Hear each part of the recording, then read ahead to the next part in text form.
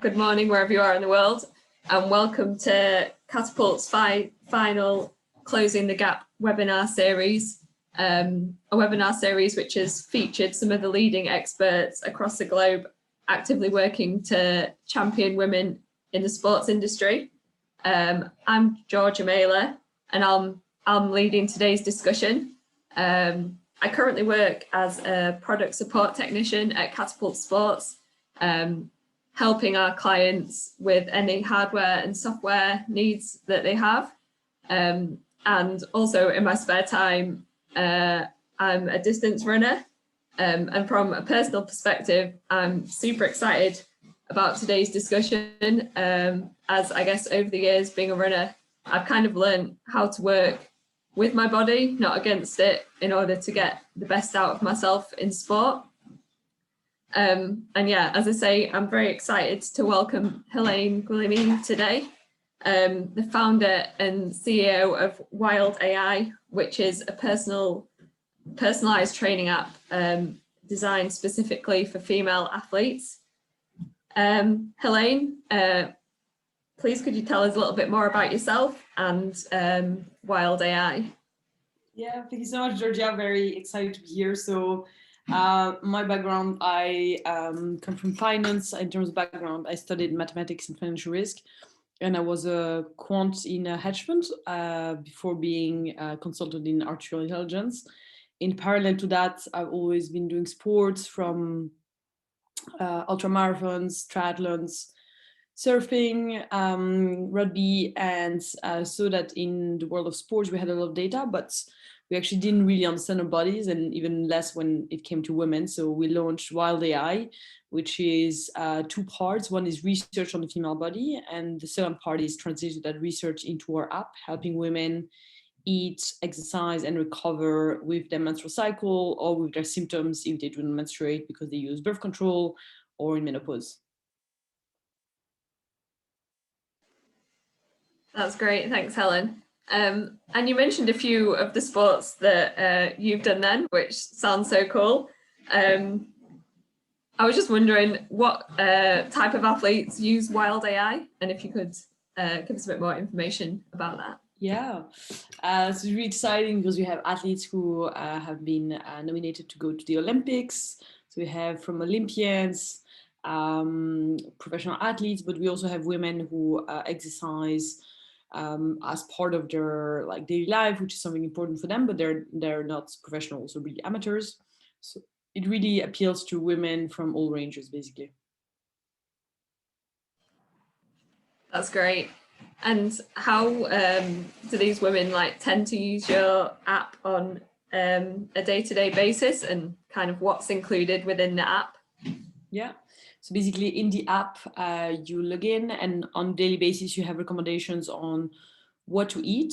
So it's important to understand what to eat around your menstrual cycle, because, for instance, when you have your periods, you need iron. When you ovulate, you need increased fats.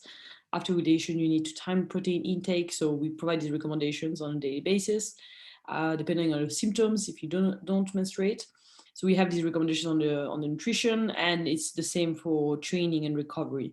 So like when to hit high intensity and when to focus more on stability works out. And the reason why it's interesting is that overall, if you train with your body, as you were saying before, and not against, it's actually overall you become stronger and fitter as an athlete.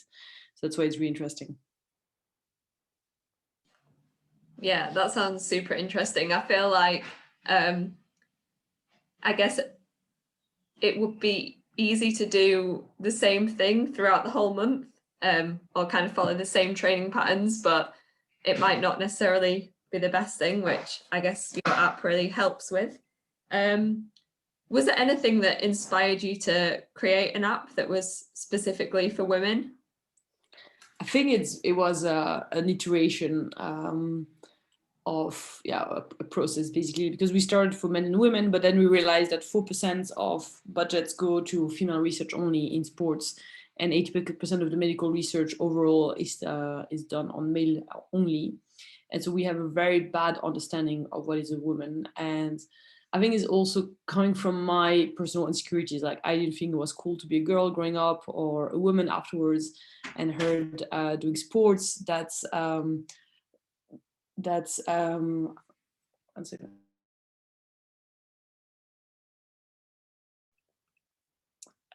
Sorry, kids coming in.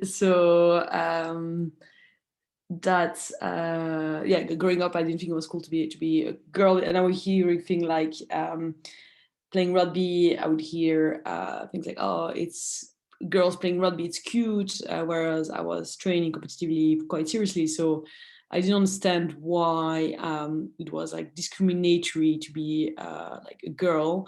And I think like coming from that, basically to solve my personal insecurities as well, like created the company.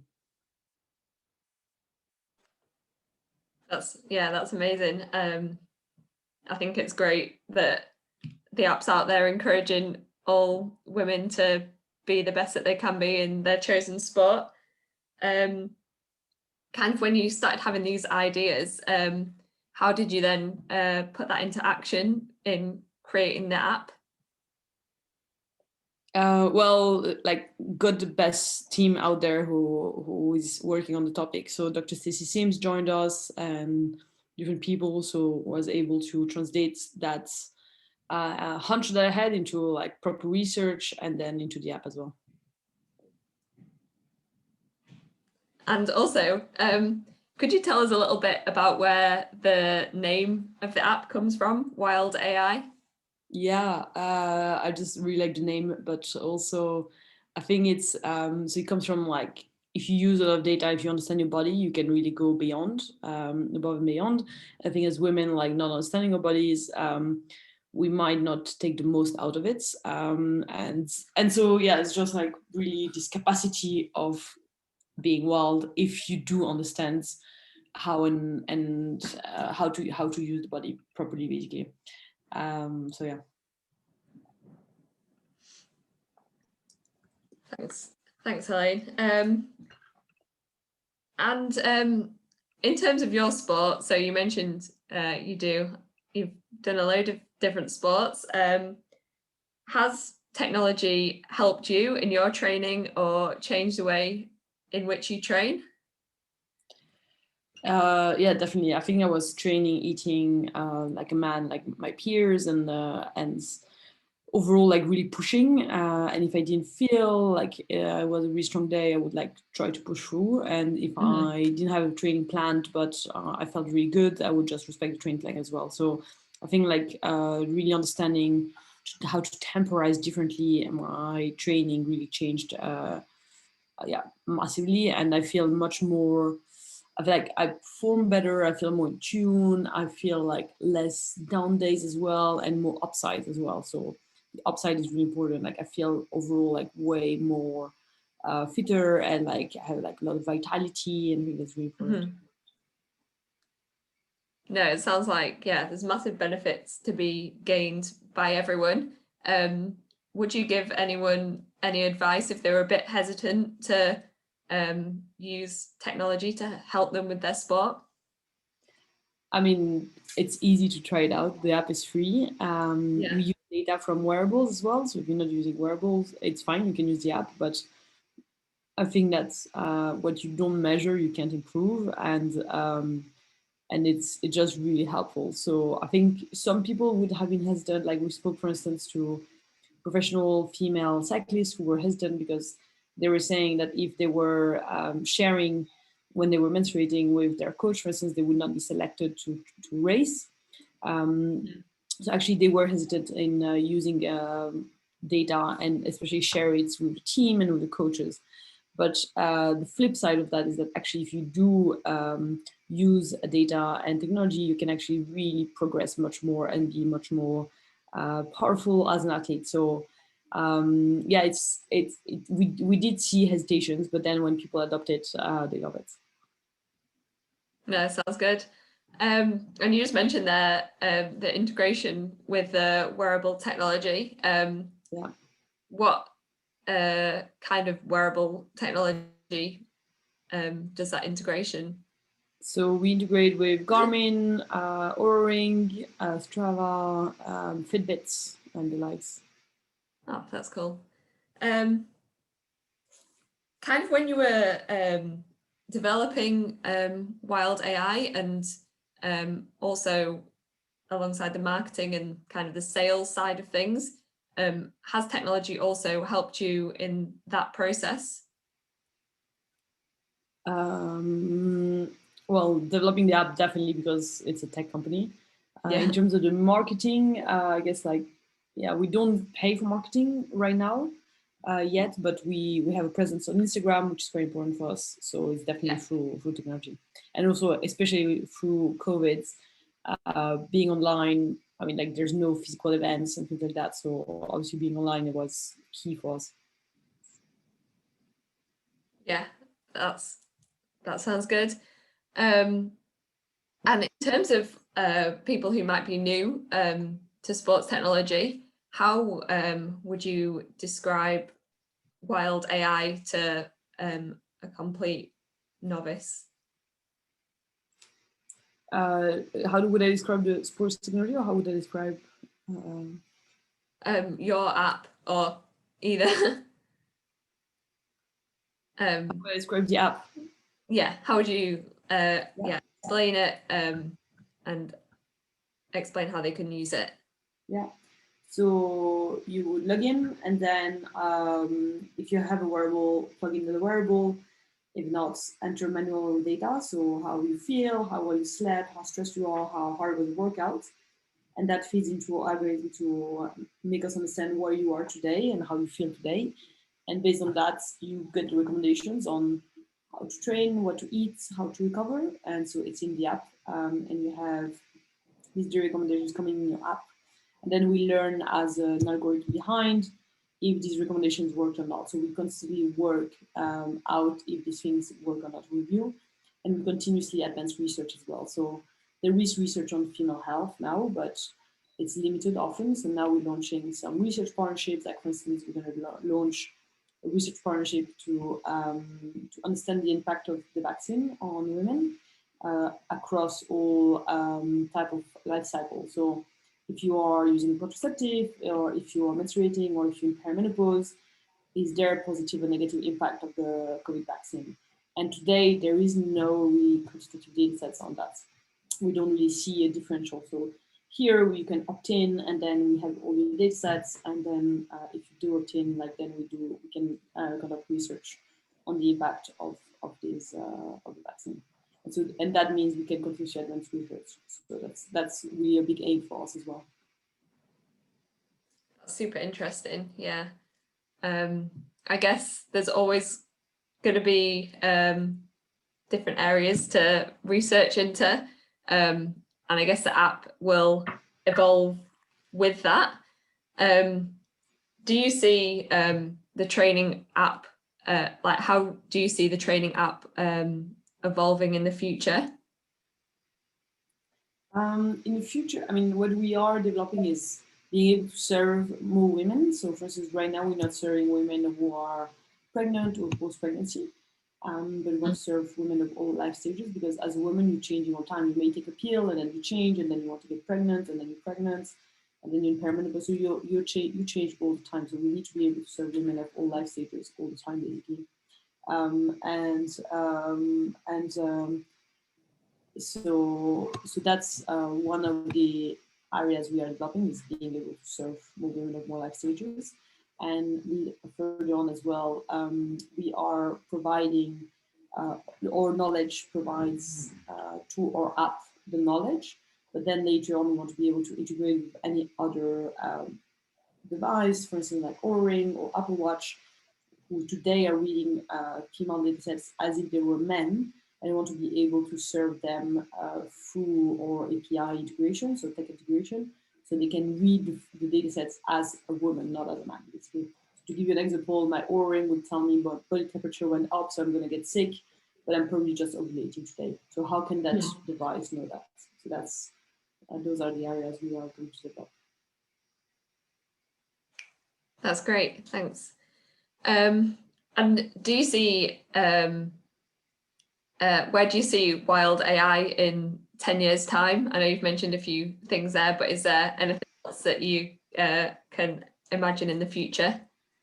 Yeah, I think like today women are using devices and apps that are not made for them, so they should be called men tech, men technology.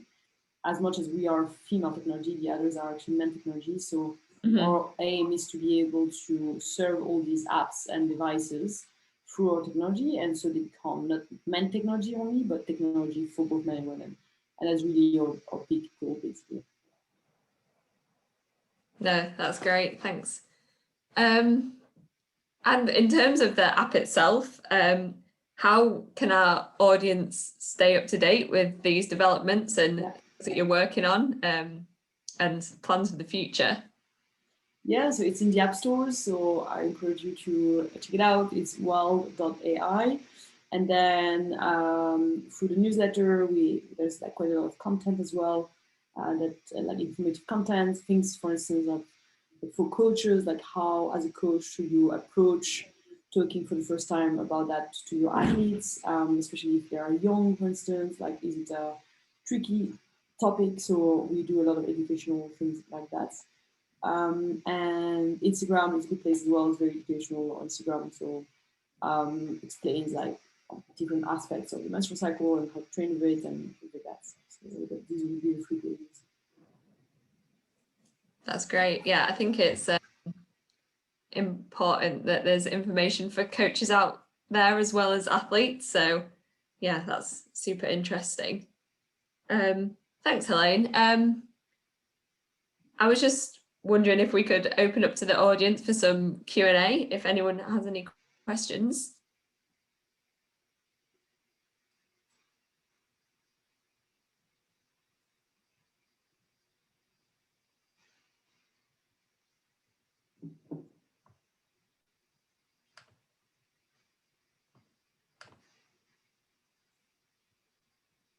How long have you been involved in sport yourself, Helene? Like I've done sports all my life, like swimming competitively when I was a kid, and then semi-pro rugby player. But now I'm an amateur in all the sports I do. So just really love being outdoors. And right now, my focus is very much on surfing. But yeah, just cool. Always love being active and outdoors, and yeah. That's cool. I've tried surfing a couple of times, but need some practice. Yeah, it's interesting. It's such a long learning curve to surf, but it's very rewarding, I find. Yeah, definitely. I feel like, yeah, when you get it right, it's satisfying. Yeah.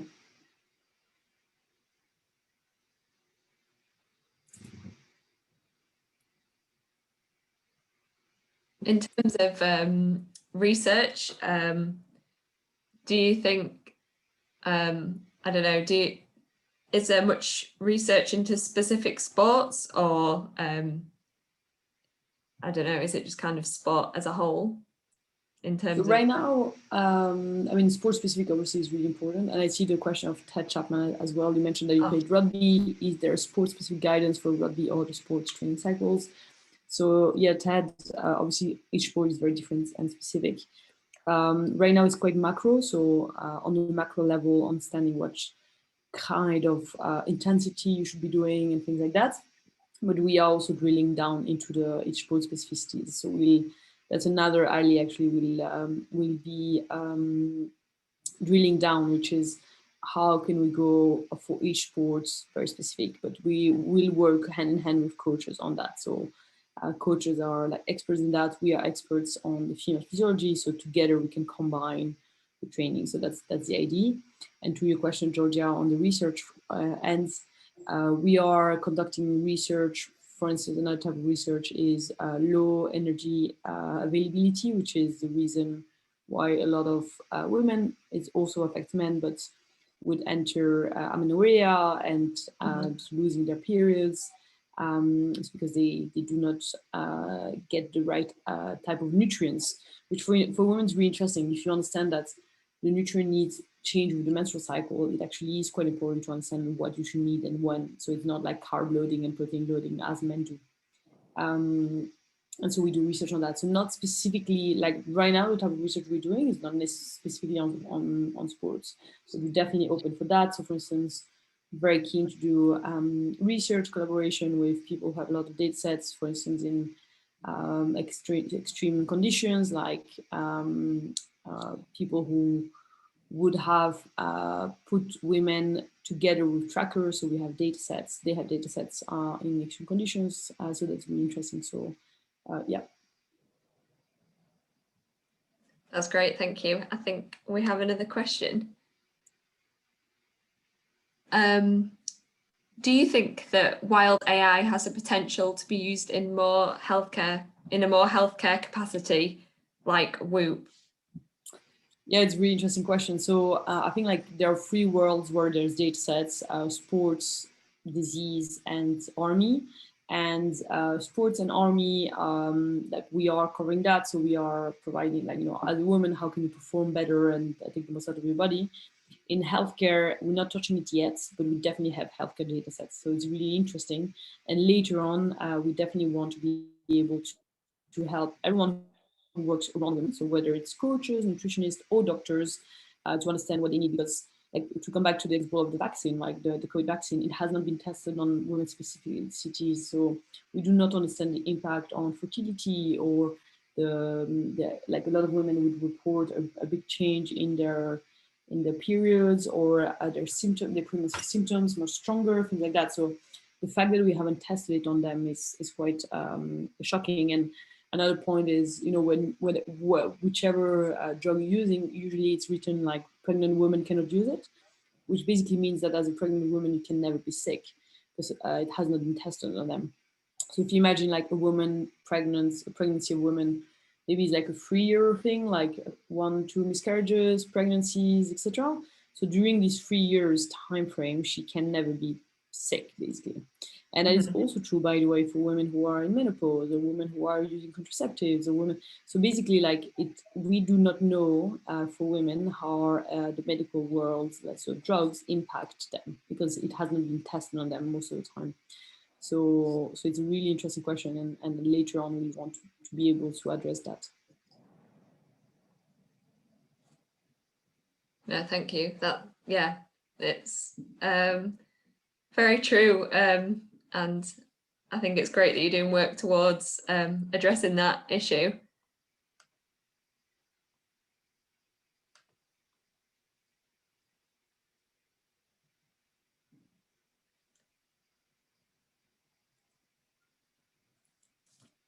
Just another question from myself. Do you have any advice out there for girls that might be struggling, for example, with managing their periods and trying to compete and train to the best of their ability?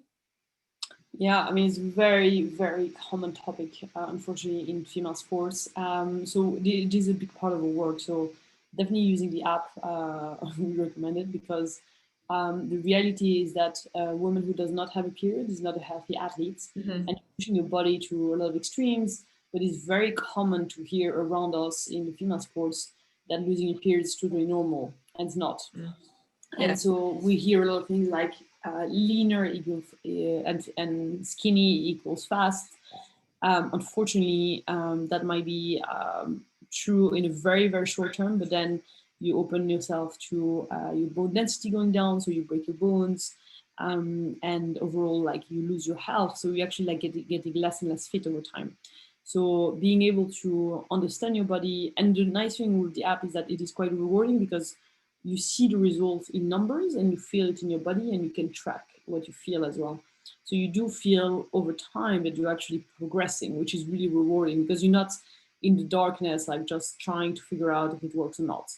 And it is all science backed. So it is a very, very common topic, and there's so much body dysmorphia in sports, and it's a very big topic. So for us, it's something that is really close to our heart. But overall, like, understanding what your body needs is really crucial, because it's a machine. Like, if you think about it, like very efficient machine, you need to give it the right fueling.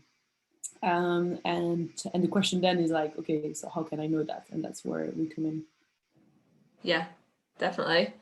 Do you think, have you seen any changes over the past few years? Because for me, from like a personal perspective, I feel like people are speaking about women's health a bit more, and maybe like previously, if someone developed an injury such as a stress fracture or something, it would then be put down, like they'd have a DEXA scan, and for example, bone density might be put down as the cause of it. But now I feel like people are speaking more about trying to prevent athletes getting into that situation in the first place. Do you think there has been a change over the past few years?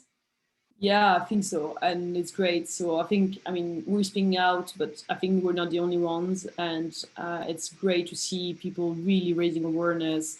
And also, like, I think weirdly enough, there was a lot of shame put on a woman having her periods. Like, and, as women, like it is as, when you're racing, for instance. So I used to race frequently. The only topic in the morning before you actually go to race is have you been to the loo to poo. It's like, it's very important, but it's actually and it's very normal to talk about that. So with your coach, with your competitors, like it's very normal to talk about your bowels because it is very important.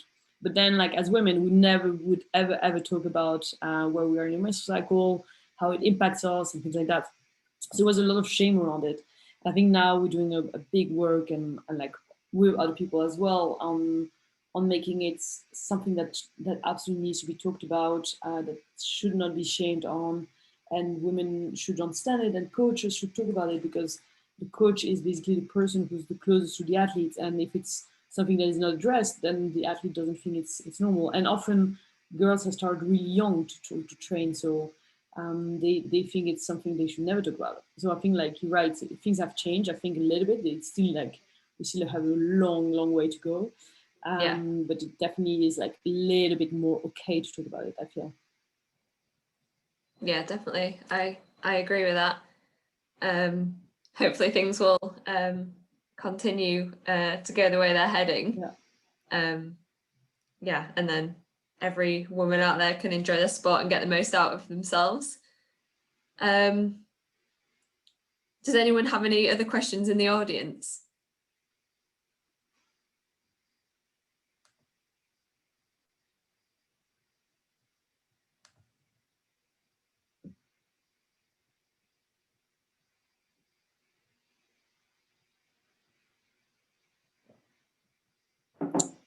Have I had any problems pitching the idea to investors in general? Definitely to men, yeah, in general. Men who do not have daughters, for instance, they do not understand the issue or the solution. And a lot of people would say like, oh, it's very niche. I'm like, it's not niche, it's half the world population. It's a really big thing. But similar to like what we were just saying before, like with the coaches, like a lot of investors would feel uneasy to talk about these kind of things. And as much as they might invest in, a cancer research company, when it comes to women's health, actually they feel like it's really not of the interest, which is interesting because we all come from a functioning female reproductive system, but they feel like it's actually not for them. So I would say there was a little bit of resistance. I think now again, like things have changed a little bit because the female technology sector has expanded a lot. So we've seen more successful companies raising money and delivering on the promise. So I think like it gives more confidence to investors, and they start seeing really the value out of it. But again, it is still like still a journey. Like we're still not at a time where when men would pitch a men fertility company. Like there's a lot of awareness, a lot of interest, and when we pitch something for the other half of the world population, suddenly they say it's niche, things like that. So yeah, there's still a bit of work on that, on education.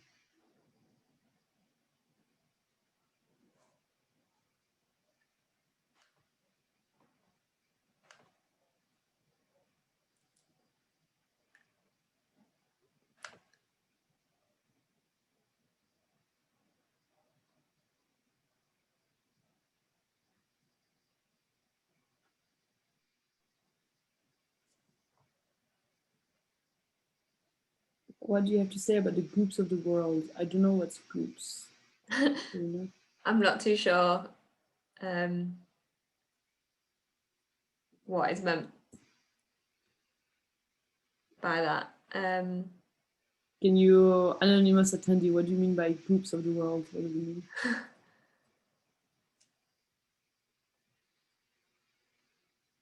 Groups. Stupid person. I don't understand the question. If you want to reframe the question. The health Group as the health magazine of Gwyneth Paltrow. Got it. I do not know that magazine, but I think I know about it. Yeah, I can't really pronounce myself on it because I actually don't have a good knowledge on it. Sorry.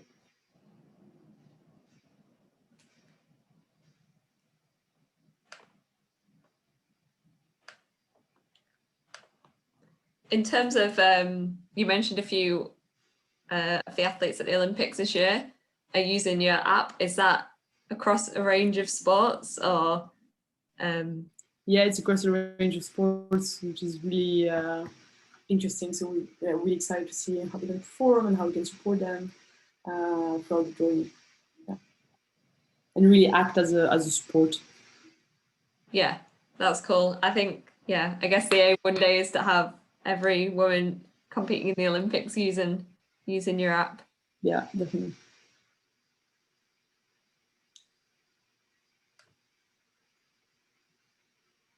Okay, just a last call if anyone in the audience has any final questions, and if not, I think we'll wrap up there.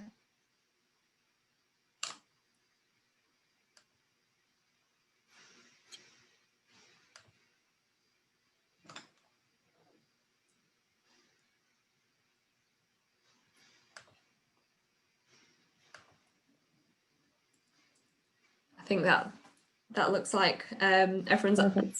questions, Helene. Thank you so much. Thank you, Georgia. Yeah, and yeah, get an insight into wild AI, and hopefully we'll be seeing a lot more female athletes using it and benefiting from it.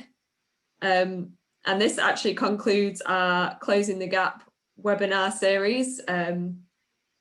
Thank you to you, Helene, and thank you to all our other guest speakers this year, and also everyone that's joined us to listen to the podcast, to the webinar over the past 4 weeks.